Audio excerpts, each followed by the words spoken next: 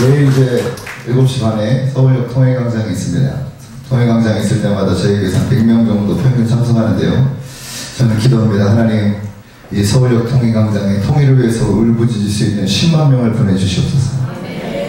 역사가 일어날 줄 믿습니다. 오늘 이제 말씀 보겠습니다. 다니엘서 1장 1절부터 8절입니다. 다니엘서 1장 1절부터 8절 같이 함께 읽겠습니다. 유다왕 여호야김이 다스린 지 3년이 되는 해에 바벨론 왕 느부갓네살이 예루살렘에 이르러 성을 에워쌌더니 주께서 유다왕 여호야김과 하나님의 전 그릇 얼마를 그의 손에 넘기시매 그가 그것을 가지고 신할 땅 자기 신들의 신전에 가져다가 그 신들의 보물 창고에 두었더라.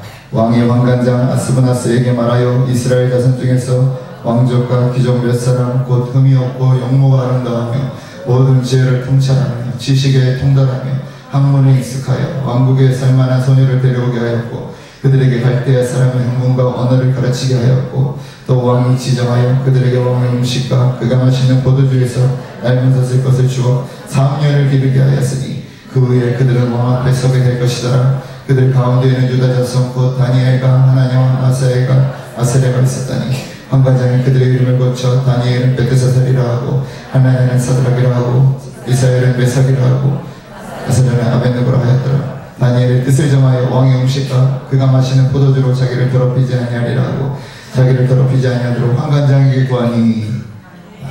오늘 말씀의 제목은 뜻을 정하여 살자라는 제목입니다. 한번 해볼까요? 뜻을 정하여 살자. 사랑하는 여러분, 오늘 이 다니엘서의 주인공이 누군지 아십니까? 다니엘이 아니라 하나님이십니다. 성경 1장부터 12장이 통틀어서 하나님이 이렇게 말씀하십니다. 이 역사의 주인은 나다. 주님 말씀하고 있으세요.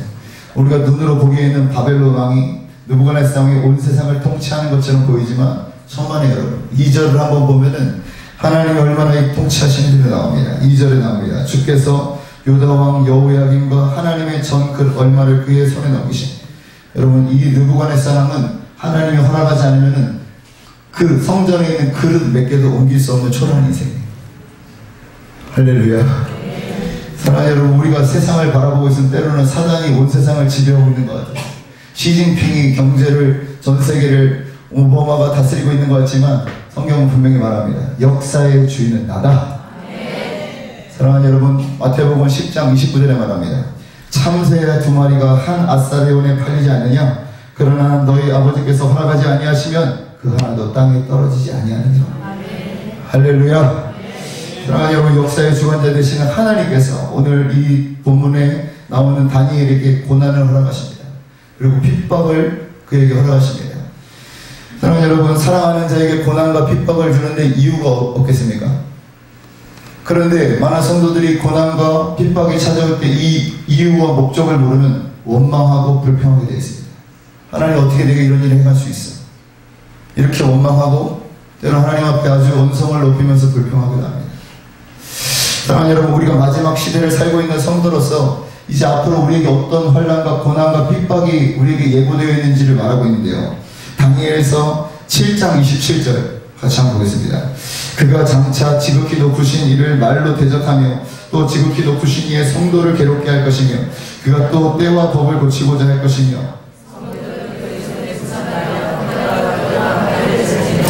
이제 마지막 때의 환난에 대한 예고의 편을 지금 여러분 보신 겁니다. 바로 7년 대환난이 이 다니엘서와 요한계시록에서 7년 대환난에 대해서 지금 말씀하고 있습니다. 그렇다면 이 7년 대환난에 대한 신학적인 견해의 차이가 많이 있는데요. 어떤 사람들은 이 7년 환난이 오기 전에 휴거의 사건이 일어날 것이다. 그러니까 세상아 자리 거라 나는 가노라 하고 올라간다. 아니다. 또 한편에서는 주님이 재림할 때, 주님이 재림이 올 때 바로 동시다발적으로 이 부활과 또 이 휴거의 사건이 동시다발적으로 일어난다 라고 하는 사람과 또 중립의 편 쓴 사람들, 아니다 3년 반 중간쯤에 휴거가 일어나고 재림은 7년 환난이 끝나고 나타난다, 이렇게 말하는 사람도 있습니다. 그런데 여러분, 제가 주목하고 싶은 것은 이거예요. 메시아는 유대인이고 히브리 대학의 박사고요, 메릴랜드 메시아 성경대학의 대표를 맡고 계신 이 유대인 중에서도 메시안 유대인의 리더가 있습니다. 탑 리더. 그분이 누구냐면 키스 인터레스트 목사님이세요.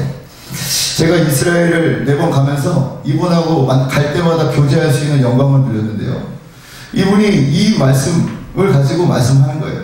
아니 왜 너네 이방교회는 왜 누가 뭐 전에 온다 뭐 후에 온다 이러고들 있냐 이런 거예요. 아무리 유명한 목사님 뭐 칼빈이 그러고 칼바르크가 그게 뭐가 중요하냐는 거예요.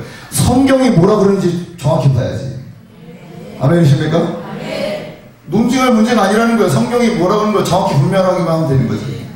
성경은 이분이 그러면서 이제 저에게 말해준 게 이것이었어요. 마태복음 24장 29절에 31절입니다. 이분 뭐라 그러냐면요. 31절에 한번 처음 글자를 악센트를 넣어서 한번 읽어보세요. 시작. 그날 환난 후에 즉시 해가 어두워지며 달이 빛을 내지 아니하며 별들이 하늘에서 떨어지며 하늘의 권능들이 흔들리리라. 그때 인자의 징조가 하늘에서 보이겠고 그때 통곡하며 그들의 인자가 구름을 타고 능력과 큰 영광으로 오는 것을 보리. 이 30절까지만 보면 무슨 사건입니까? 주님의 재림 사건이죠. 그런데 30절에 그 다음 31절에 보니까 휴거 사건을 얘기하고 있어요. 읽어봅니다. 그가 큰 나팔 소리와 함께 천사들을 보내리니 그들이 그 택하신 자들은 하늘이 끝에서 저 끝까지 사방에서 모으리라. 이 사건이 언제 일어났다고요? 큰 환난 후에. 마태복음 14장 지금 여러분 저와 읽은 31절은 그렇게 말하고 있습니다. 너네들 왜 그러냐 그러는 거예요 저한테. 이것을 제가 참 전하기가 쉽진 않았어요. 일주일 동안 고민하고 기도하는 가운데 이제 성령께서 하나님 마음을 주셔서 한 거예요. 근데 왜 이것이 중요하느냐 이 마지막 때 제가 군대를 이제 제대를 한 15일 앞두고 제 제대 후 그 다음 주가 교회 이제 군대 스케줄로 진지공사가 잡혀 있었습니다. 군대를 갔다 오신 거 아시죠? 진지공사는 굉장히 힘들어요. 막 공사를 막 하고 막 없는 집을 세우고 막 그런 거니까 다 피하고 싶은 게 진지공사예요. 1년에 한 번 하는. 근데 저는 어차피 안 한단 말이에요. 제대 후에 그 다음 주에 시작하니까. 그러니까 제가 막 그 후임병들한테 그랬어요. 야, 너네는 아주 그냥 고생해라. 세상아 잘 있거라 나는 가더라. 왜? 나는 이제 거기에 익숙한 사람이 아니니까. 제대하니까. 그리고 그 다음 주에 이제 훈련이 시작되니까. 그래서 저는 뭐 태평만사 뭐 아무것도 안 하고 그냥 있었어요. 그런데 저에게 큰 환란이 오기 시작했어요. 부대 일정이 바뀌어가지고 일주일 앞당겨진 거예요. 저게 완전히 7년 교환란보다 더 큰 환란이 시작된 거예요. 저는 아무런 준비가 되어 있지 않았어요. 마음의 준비도 막 계속 불평하면서 막 참석하면서 막 괜히 사고 나고 막 계속 그랬던 것 같아요. 하나님 여러분, 우리가 마지막 때 이 환란에 대해서 잘 다루지 않으면 위험한 게 뭐냐면 지금 뭐 앞에 오냐 중간에 오냐 뒤에 오냐 이걸 싸우고 논중하고 있을 때가 아니라 우리 앞에 있는 모든 환란을 우리가 다 이겨야 될 줄 믿습니다. 여러분 요한계시록 2장에 말합니다. 7교회를 향해서 하나님이 동일하게 주신 메시지가 뭡니까? 이기는 자. 우리 주영광교회는 이기는 자가 되시기 바랍니다. 사랑하는 여러분, 그렇다면 오늘 우리에게 찾아오는 고난과 핍박을 3가지 유형으로 한번 보도록 하겠습니다. 첫 번째, 우리에게 제가 찾아오는 이유가, 고난이 찾아오는 이유가 있는데요. 첫 번째 같이 한번 읽어볼까요? 죄 때문에 고난이 찾아옵니다. 그리고 이제 해결할 수 있는 대안까지 오늘 하나씩 다루겠습니다. 사사기 6장 1절입니다. 사사기 6장 1절 시작. 이스라엘 자손이 또 여호와의 목전에 악을 행하였으므로 여호와께서 7년 동안 그들을 미디안의 손에 넘겨주시니. 이스라엘이 힘들게 이제 농사를 가지고 파종때가 되니까 꼭 미디안이 쳐들어와가지고 약탈을 하고 막 죽이고 빼앗고 하는 거예요. 얼마나 이게 속이 상하고 마음이 아프겠어요, 이스라엘 백성들이. 여러분, 이스라엘 백성들이 누구냐 말이에요? 하나님 믿는 백성들 아니에요? 하나님이 선택한 선민 아니냐 말이에요. 그런데 어떻게 이런 일들이 일어나냐 말이에요. 우리의 삶 속에 이런 고백이 있어요. 나 예수 믿고 복 받을 줄 알았는데 이게 뭐야 이거? 왜 내 삶에 이렇게 고난이 많고 이렇게 핍박이 많아? 성경은 뭐라고 분명히 말합니까? 1절에 보니까 이스라엘 자손이 또 여호와의 목전에 악을 행함으로 주님이 7년 동안 이스라엘 백성들을 이 고난의 코너에 모셨다는 것이. 다시 말해서 죄 때문에.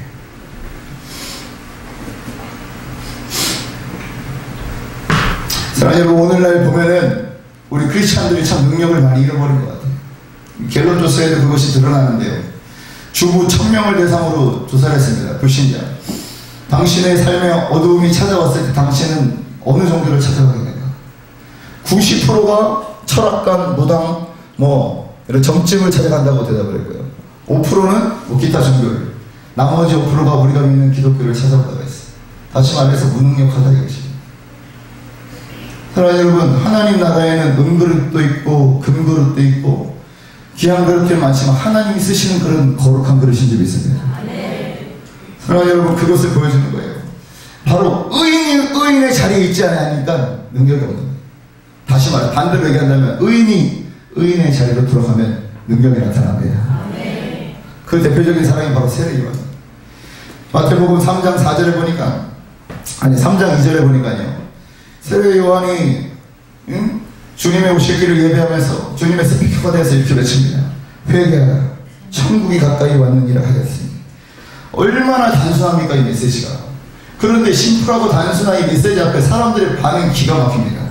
5절과 6절과 봅니다. 이때 예루살렘과 온 유대와 요단강 사방에서 다 그에게 나와 자기들의 죄를 자복하고 요단강에서 그에게 세례를 받는. 여러분, 이게 말이 되는 일입니까? 이 심플한 이 세례요한의 메시지 앞에 이스라엘 전체가 회개하고 막 주님 앞에 돌아오는 역사가 일어나는 것이에요. 사랑하는 여러분, 우리가 의인의 자리에 돌아갈 때 능력이 나타날 수 있습니다. 바로 4절이 그 비밀이라고 생각합니다. 4절. 마태복음 3장 4절. 시작. 이 요한은 낙타떨 옷을 입고 허리에 가죽띠를 띠고 음식은 메뚜기와 사청이었다. 또 막 오버하시는 분들은 메뚜기 먹자 이런 얘기 아닙니다. 사랑하는 무슨 말입니까? 이때 이 삶을 살았던 사람들을 향해서 뭐라 그러냐면 나시린이라고 얘기했습니다. 나시린.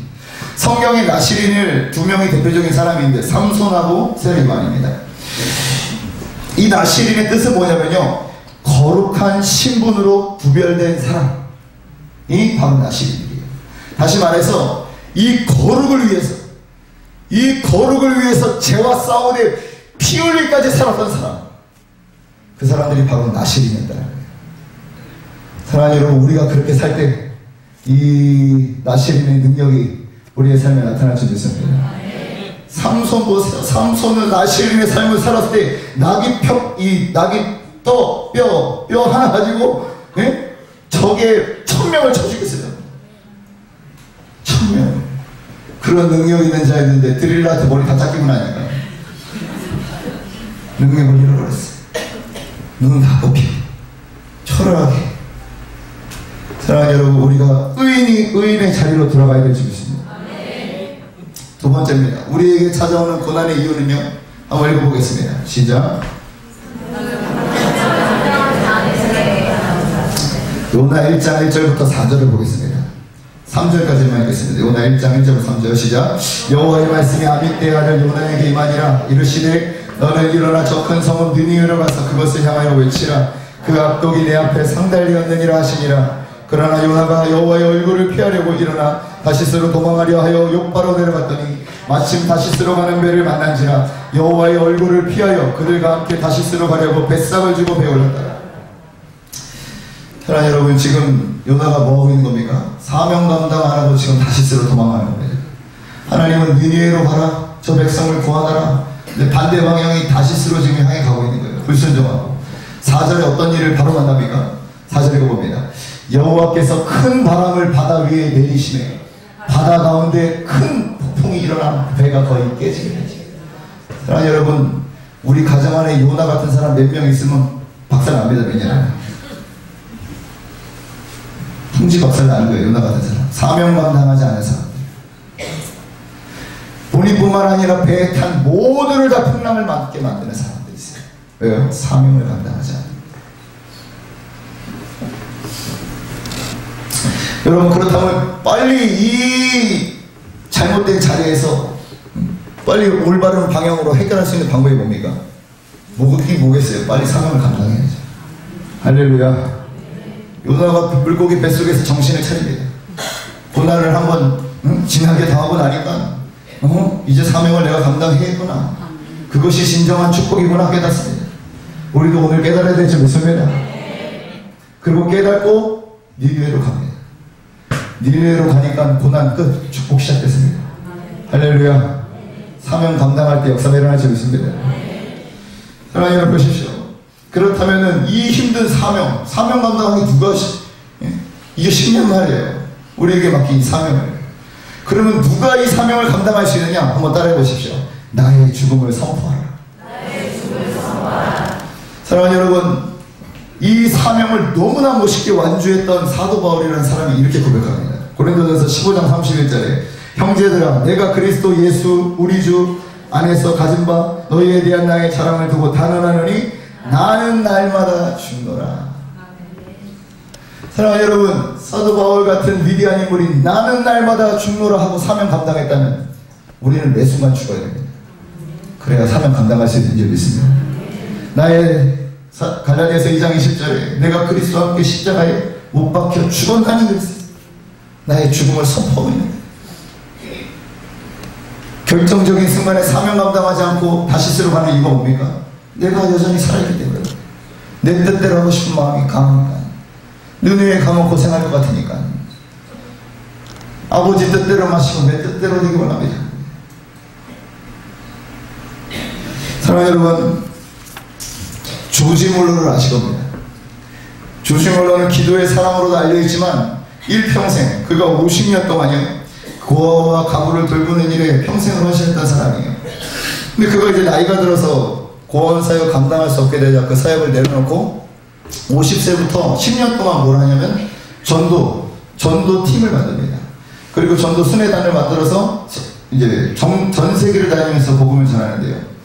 이분이 10년이라는 세월 동안 얼마나 많은 나라를 다니면서 했냐면요, 42개국이었고 그리고 30만 킬로미터 이상을 여행하면서 수많은 사람들에게 복음을 전했어요. 이 당시에 비행기가 있었나요? KTS가 있었어요. 뭐 배는 있었겠네요. 그런데 이 힘든 이 세대에 이렇게 돌아다니면서 이 사역을 멋지게 감당했어요. 그런데 사람들이 이렇게 물어봤어요. 조지 몰러, 어떻게 당신은 이렇게 영적으로 대단한 일을 할 수 있습니까? 그 비밀이 뭡니까? 조지 몰러가 이렇게 대답했습니다. 제가 완전히 죽는 날이 있었습니다. 나의 의견, 나의 좋고 싫음, 나의 취향, 나의 의지, 이 세상의 모든 것들이 죽는 날이 있었습니다. 친구나 사랑하는 가족에게 인정받으려고 하는 생각조차 죽은 날이 있었습니다. 그날 이후 저는 오직 하나님 한 분, 그분의 뜻만을 가장 중요하게 알고 그분의 뜻에 따라 살려고 지금까지 달려왔습니다. 하나님이 이 조지 몰러 60살 통째 그 인생을 쓰실 수 있었던 이유가 저는 이 고백에 나온다고 생각해요. 내가 죽었더라. 인정받으려고, 칭찬드리려고, 모든 것들 하나님의 뜻 외에는 나한테 아무 소망이 없더라. 죽었더라. 사랑하는 여러분, 우리도 이 마지막 때 나의 죽음을 선포하셔서 하나님 멋진 사명을 감당하는 우리 주와 함께 모두가 되기를 주의 이름으로 축원합니다. 세 번째 찾아오는 고난이 있습니다. 세 번째 찾아오는 고난은 같이 읽어보겠습니다. 예수님으로 인해 찾아오는 고난이. 8절 본문으로 이제 돌아와서 8절을 보도록 하겠습니다. 시작. 다니엘은 뜻을 정하여 왕의 음식과 그가 마시는 포도주로 자기를 더럽게 하지 아니하고 자기를 더럽히지 아니하도록 환관장에 구하라. 여러분, 다니엘은 예수 주님 때문에 아니면은 이런 지금 환난을 핍박을 겪지 않아도 괜찮습니다. 그냥 왕이 주는 포도주 홀짝홀짝 마시고 왕궁에서 니나노 하면서 지내도 돼요. 그런데 왜 그가 이런 결단을 뜻을 정하는 삶을 살아내면요, 뭡니까? 예수님 때문에, 주님 때문에 이런 결정을 내렸다. 을을 위하여, 예수님을 위하여 핍박받기로 작정했다. 원수 앞에, 느부갓네살 왕 앞에, 이 금시상 앞에 전하느니 차라리 죽고 말겠다. 내가 신앙의 정주를 지키겠다. 내가 기꺼이 고난의 길로 들어가겠다. 예수님을 위해서 고난을 자청합니다. 사실 다니엘은 예수님이 아니었다면 사자굴에 들어가지 않아도 됐어요. 그 나라의 넘버 2였던 총리가 굳이 그렇게 들어갈 필요가 없는데, 다 누구 때문입니까? 예수님 때문에 자초했던 고난이었어요. 네. 피하지 않았다는 거예요. 여러분, 영어로 기독교가 뭡니까? 프로테스탄트입니다. 이게 무슨 말이냐? 잘못된 것에 대한 저항이라는 뜻이에요. 바로 이 다니엘은 그런 저항하는 사람이었어요. 그냥 시대의 흐름에 흘러가는 사람이 아니라 싸우고 저항하는 사람이었어요. 아닌 걸 아니라고 말할 수 있는 사람이었다 이것이. 차라리 죽을지언정. 사랑하는 여러분, 마태복음 5장 10절에서 12절을 말합니다. 그런 사람을 향해서 예수님이 뭐라 합니까? 의를 위하여, 예수님을 위하여 핍박을 받는 자는 복이 있나니 천국이 그들의 것이리라. 나로 말미암아 너희를 욕하고 박해하고 거짓으로 너희를 거스려 모든 악한 말을 할 때에는 너희에게 복이 있느니라. 12절에 기뻐하고 즐거워하라. 하늘에서 너희 상이 큼이라. 너희 전에 있던 선지자도 이같이 박해하였느니라. 아멘, 아멘. 여러분, 사도 이 다니엘뿐만 아니라 우리 신앙의 선배들뿐만 아니라 우리의 롤 모델이신 예수 그리스도께서 그렇게 뜻을 정한 인생을 사셨어요. 예수 그리스도의 고난을 한 번도 피한 적이 없습니다. 십자가 앞에서 누가복음 22장 42절에 보니까 이르시되 아버지여, 만일 아버지의 뜻이여 이 잔을 내게서 옮기시옵소서. 그럼 여기서 끝나지 않아요. 우리 한국교회는 여기서 끝나는데, 내게서 옮기소서 여기서 끝나는데 예수님이 뭐라 그럽니까? 그러나 내 원대로 마옵시고 아버지의 뜻대로 원대로 되기를 원하나이다. 그리고 십자가 죽으러 가십니다. 고난을 피한 적이 없었어요.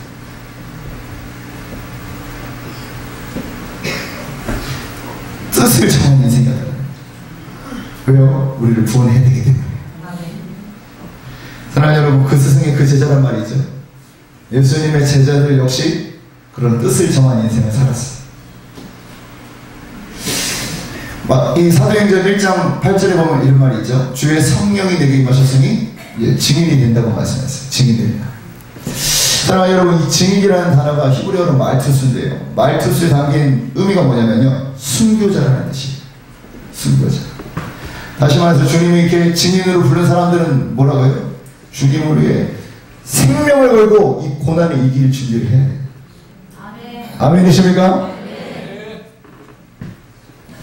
이 예수님의 제자들은 말로만 그런 삶을 산 게 아니라 실제로 12제자 다 그런 고난의 길을 피하지 않고 프로테스탄스 저항하면서, 그리고 결국은 다 12명 다 순교했습니다. 제가 그거를 그림과 함께 좀 짧게 보여드리도록 하겠습니다. 베드로, 로마에 가서 전도하다가 십자가에 거꾸로 못 박힌다. 안드레, 그리스에 가서 전도하다가 아가야성에서 X형 십자가의 줄로 매달려 죽임을 당했다. 야고보, 예루살렘에서 헤롯에게 칼로 목베임 되어 죽임당했다. 빌립, 소아시아 부르기에 가서 전도하다가 기둥에 매달려 죽임을 당했다. 바돌로메, 아르메니아에 가서 전도하다가 거꾸로 십자가에 매달려 죽임당했다. 도마, 인도에 가서 전도하다가 창에 맞아 죽었다. 마태, 에디오피아에 가서 전도하다가 목베임 당했다. 야곱, 성전 꼭대기에서 떨어뜨림 당해 죽임 당했다. 시몬, 이집트와 유대에서 전도하다가 활에 맞아 죽임 당했다. 유다, 페르시아에 가서 전도하다가 활에 맞아 죽었다. 마지막 마띠아죠. 마띠아, 에디오피아에 가서 전도하다가 돌에 맞아 죽었다.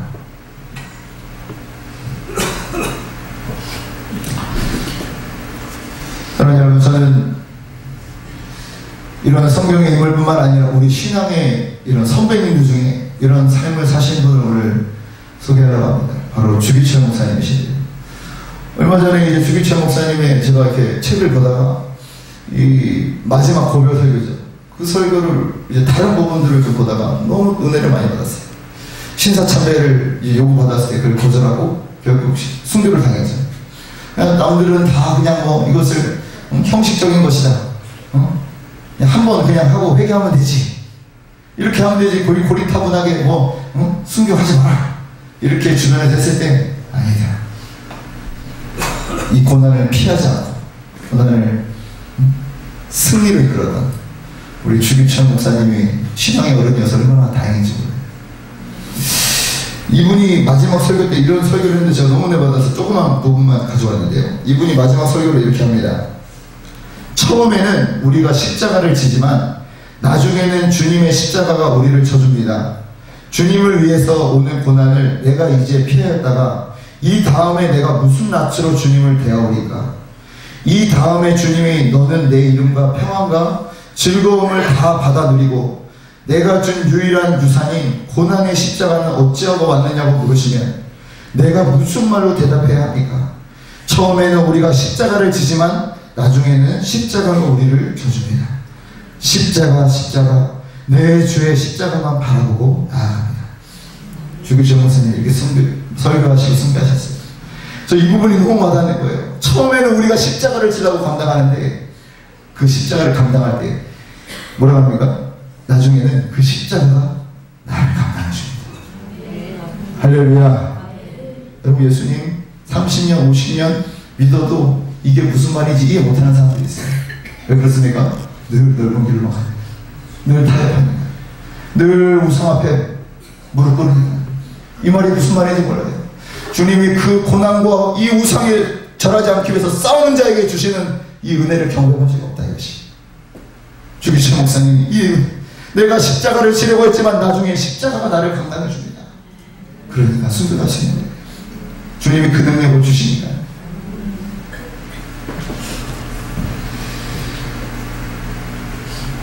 사랑하는 여러분, 저는 이런 다니엘 또 이런 주기철 목사님뿐만 아니라 우리 교회 안에 이런 신앙의 롤 모델들이 많이 나오길 바랍니다.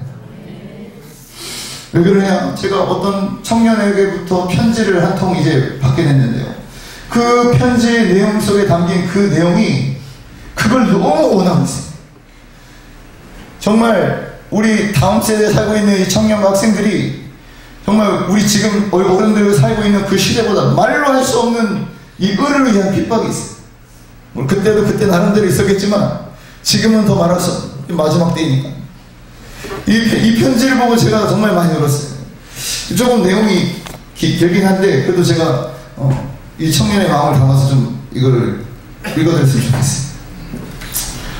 저는 여중과 여고에만 있다가 처음 대학교에 와서 참 많이 혼란스러웠습니다. OT나 NT 때의 폭탄주는 기본이고 러브샷, 음담패설, 음란한 게임 모든 것이 저에게 충격이었지요. 그러나 그건 제가 안 가고 되고 피하고 되는 것이라고 생각했습니다. 그러나 그 문제는 제가 세상을 살면서 보고 듣게 되는 문제들이더라고요. 명문대 아이들도 남녀와 동거하는 경우가 꽤 있는데 지방대는 더 심각합니다. 부모님이 터치할 수 없기 때문에 관계를 맺고 아이가 생기면 낙태를 합니다. 그리고 또 관계를 맺고 남자 쪽에서 이별을 요구하면 충격을 받은 순진한 여자친구들은 휴학 또는 자퇴까지 합니다. 몸도 마음도 오랜 기간 공황 상태가 되는 것이지요. 특히 1학년 때는 남자들이 군대 가기 전에 여자와 성관계를 맺고 가는 것이 무슨 관습처럼 되어 있답니다. 그래서 일단 마음에 안 들어도 성관계를 맺고 다들 헤어지죠. 심지어 서울에 있는 키스방과 안마방에 있는 여자들이 명문대학 여학생인 거 아시죠? 저는 그 이야기를 듣고 너무 깜짝 놀랐는데 그래도 배웠다고 하는 여자들이 그런 일을 하는 이유가 뭐냐고 물었더니 명품백, 쇼핑 등 사치를 위해 이유가 가장 크다고 합니다. 한 번 일을 하면 100만원 이상 벌 수 있으니 가해야 하는 차원이 다르다고 합니다.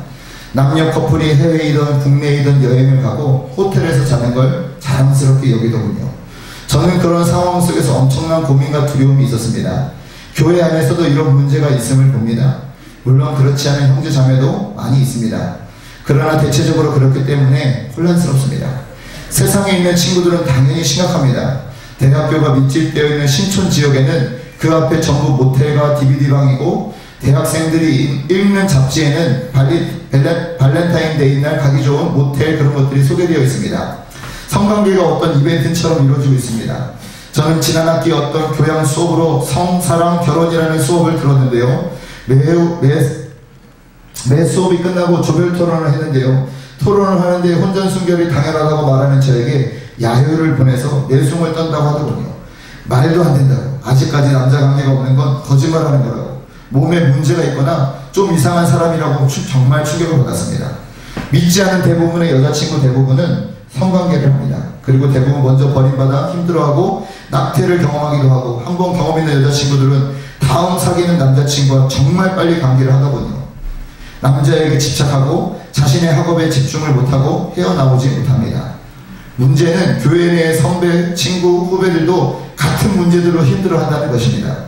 거의 다르지 않습니다.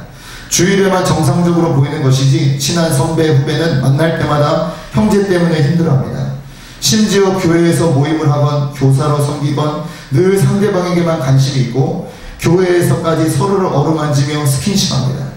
아무리 주일에 열심히 예배드리고 헌신하는 것 같아도 일상생활로 돌아가면 사랑이라는 명목하에 아무렇지 않게 성관계를 맺는 지체들이 은근히 많거든요.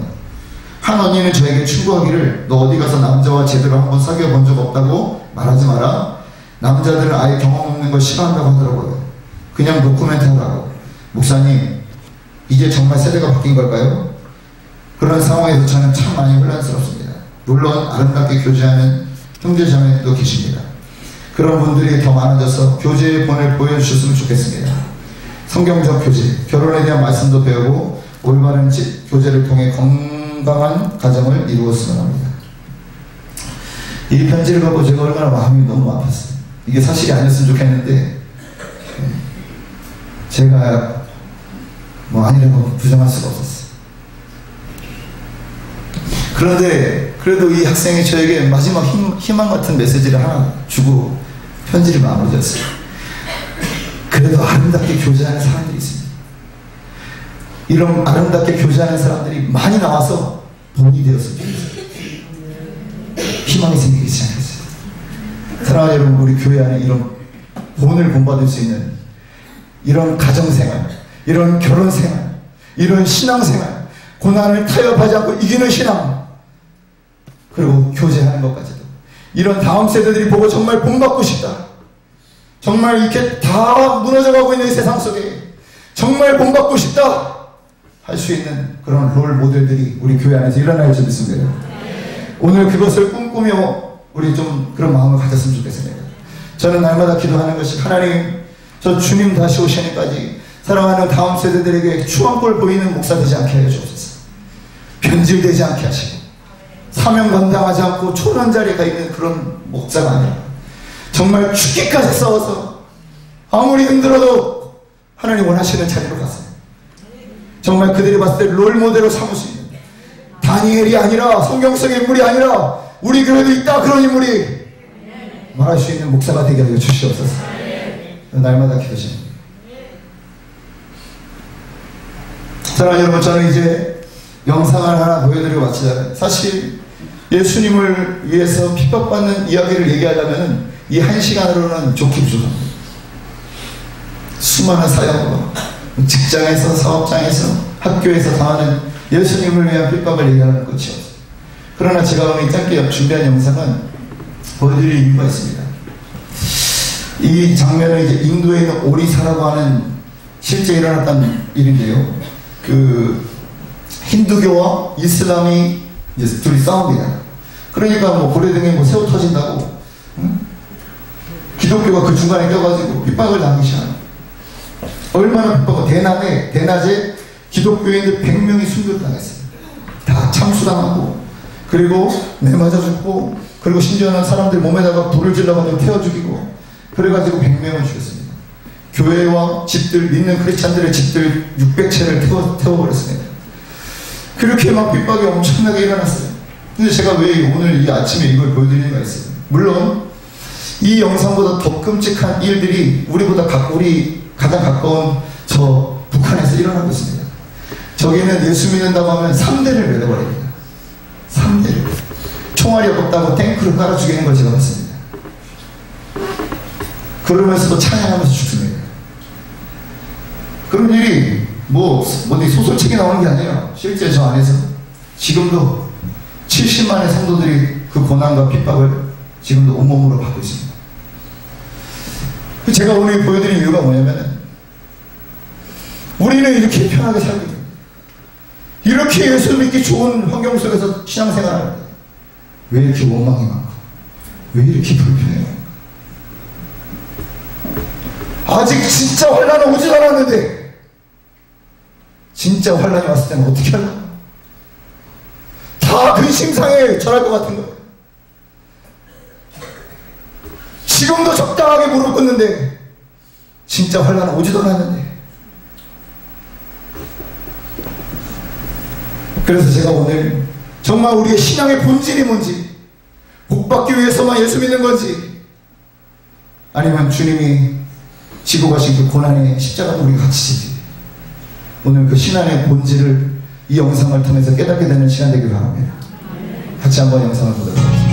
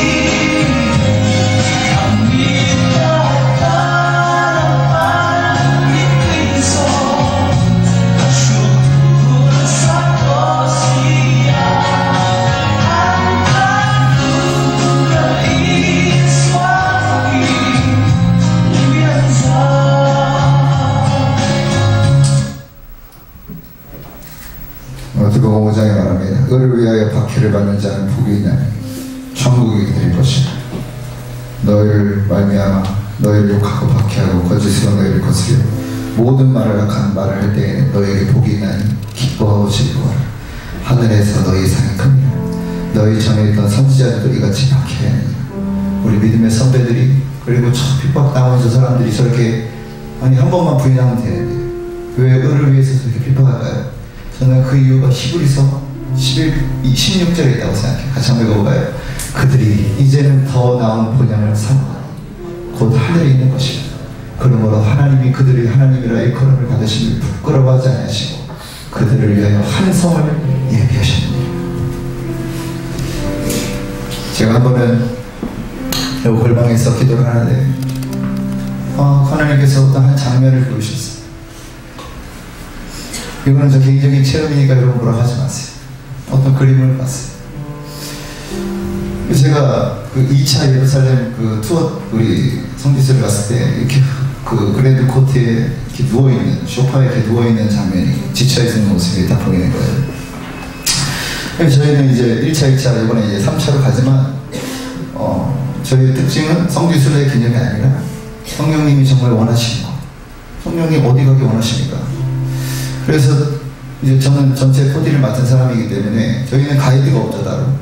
그러니까 성령님 항상 새벽 4시에 깨우셨어요. 그래서 깨우셔서 갈릴리 바닷가로 간다든가 아니면 예루살렘 성에 새벽 4시에 가서 기도하는 거예요. 그때 오늘 뭐 해야 됩니까? 어디 가야 됩니까? 그러면 성령께서 꼭 그런 마음을 주셨어요. 뭐 어디 가라. 오늘 주제는 아비와 자녀 세대의 연합이다. 그런 마음을 주시면 그렇게 풀어갔을 때 하나님께서 돌파를 일으키셨어요. 그리고 그러니까 이거 막 지치는 거예요. 심신이 56명을 만약에 잘못 데려가면 요걸 다 먹는 거잖아요. 혼자 담임 목사님 계시니까 이거 막 긴장이 되고 뭐 하지만 마음은 굉장히 행복하고 좋았어요. 그렇게 이제 일정들이 진행되는 가운데 제가 그 장면을 보니까 그 장면이 생각나요. 지쳐가지고 이렇게 딱 누워있는 거예요. 힘들어가지고 뭐 시차도 안 맞고 7시간이나 우리보다 늦기 때문에 거의 뭐 낮은 밤이에요. 그러니까 막 밤새 녹초가 돼가지고 그냥 거의 맨날 뻗어버렸던 것 같아요. 다들 그러시겠죠. 그래서 제가 이렇게 뻗어있는데 제가 다시 한번 그 장면을 제가 누워있는 장면을 보니까 제 오른손을 누군가 이렇게 푹 잡고 있는 거예요. 제가 이렇게 지쳐있고 아무것도 하고 싶지 않고 그냥 뭐 그런 상태인데 누군가 오른손을 싹 붙잡고 있는 거예요. 이사야 41장 10절의 말씀이 생각났어요. 두려워하지 마라. 내가 너와 함께하리라. 놀라지 말라. 나는 내 하나님 됨이라. 내가 너를 굳세게 하리라. 참으로 너를 도와주리라. 참으로 나의 의로운 오른손으로 너를 붙들리라. 주님의 손길을 느낄 수가 있었어요. 제 모든 것이 다 회복되는 시간이었어요. 오늘 이 은혜가 있기를 주기로 축원합니다. 우리 육안으로 보면은 정말 아무 소망이 없어 보이지만 영원을 열고 우리 주님이 우리의 의로운 오른손 우리를 지금 붙들고 계십니다. 사랑하는 여러분, 다윗이 이렇게 고백합니다. 내가 사망의 음침한 골짜기를 다닐 때에도 해를 두렵지 않다. 왜요? 주께서 나와 함께 하십니다. 그러니까 순교를 하시는 겁니다. 순교는 우리 힘으로 하는 것이 아니라 주님이 하시는 것입니다. 그래서 우리가 오늘 다니엘처럼 예수님처럼 그리고 그 제자들처럼 뜻을 정하여 사는 그런 멋있는 인생 되기를 주의 이름으로 축원합니다. 우리 하나님께 한번 영광의 박수 드리겠습니다. 우리 찬양합니다. 왜 나만 겪는 고난이냐고, 왜 나만 겪는 고난이냐고, 불평하지 마세요. 고난의 뒤편에 있는, 고난의 뒤편에 있는 주님이 주신, 미리 보면서 감사하세요. 너무 견디기 지금 힘든 지금 이 순간에도 견디기 힘든 지금 이 순간 주님이 일하고 계시잖아요. 일하고 계시 우리의 영혼을 내고 남들은 지쳐 앉아있을 당신만을 일어서세요. 당신만을 일어서세요. 주님 말씀합니다. 힘을 내세요. 힘을 내세요. 힘을 내세요. 주님이 손잡고 계시잖아요. 주님이 나와 함께함을 믿는다면 어떤 고난도 견딜 수 있잖아요. 왜 이런 슬픔 찾아왔는지, 왜 이런 슬픔 찾아와. 원망하지 마세요. 원망하지 마세요. 당신이 이룬 것보다 주님께 받은 은혜,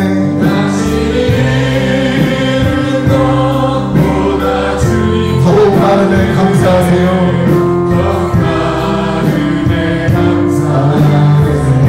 너무 견디기 힘든 지금 이 순간, 힘든 누가요? 주님이 일하고 계시잖아요. 일하고 계시죠. 남들은 지쳐 앉아있을지라도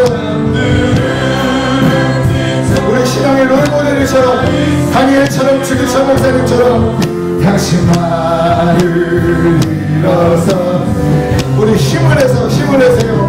힘을 내세요. 힘을 내세요. 주님이 손잡고 계시잖아요. 주님이 나와 함께함을 믿는다면 어떤